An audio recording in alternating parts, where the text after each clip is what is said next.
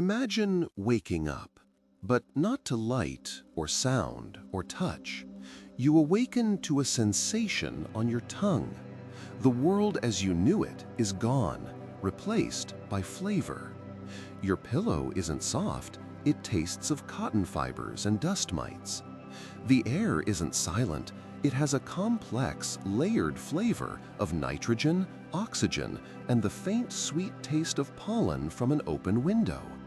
To navigate your own bedroom, you would have to lick your way across the floor, distinguishing the bitter tannins of the wood from the sharp, metallic tang of a fallen screw. This isn't just about food. This is a reality where every single object, every surface, is defined purely by its chemical signature as perceived by your tongue. Your entire universe would be governed by chemoreception, essentially molecules binding to receptors. We typically think of 5 basic tastes: sweet, sour, salty, bitter, and umami.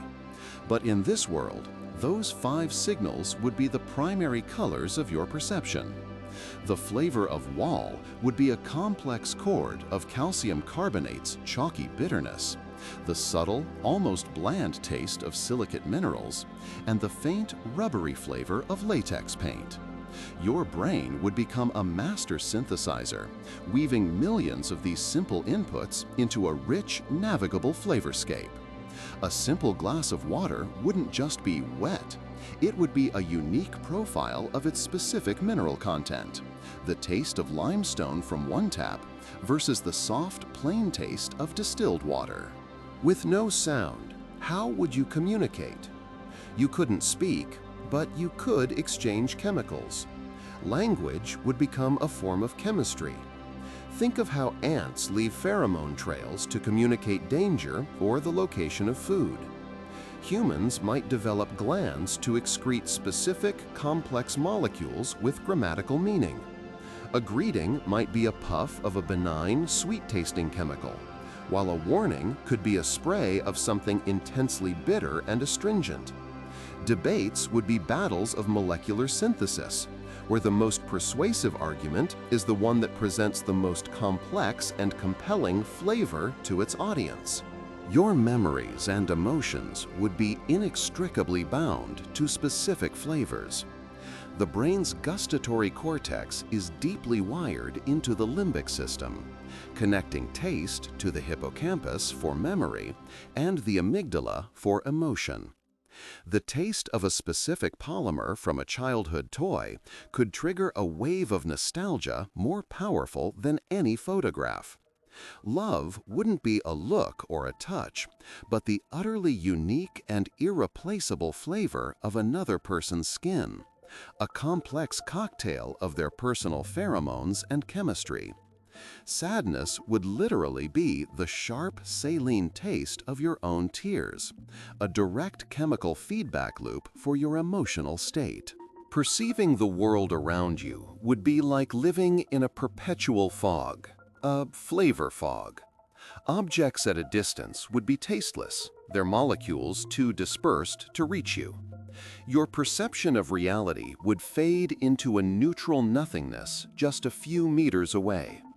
To see a mountain range, you couldn't look up. You would have to taste the air. A change in the wind could bring the faint mineral taste of distant granite or the green organic flavor of a forest miles away.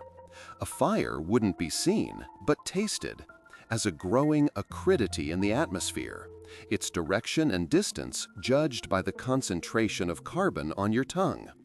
Your world would be a gradient, from the intensely known flavors under your feet to the infinitely subtle hints of a world you can only imagine. But what about things that have no molecules?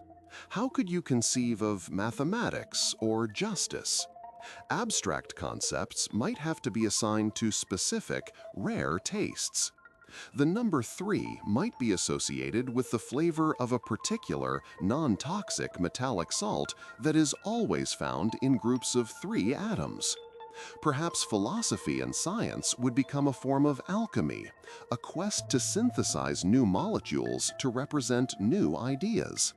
Discovering a new theorem wouldn't be writing a proof. It would be creating a stable, unique molecule, allowing others to taste the logic for themselves. Art wouldn't be painted or sculpted, but cooked, with master chefs being the ultimate artists, creating symphonies of flavor that evoke emotions and ideas never before experienced. Monotony has grown fast. Nearly 2,700 people have watched in the last few weeks, yet less than 0.03% are subscribed. It would mean a lot if you joined by hitting subscribe. And again, thanks for watching.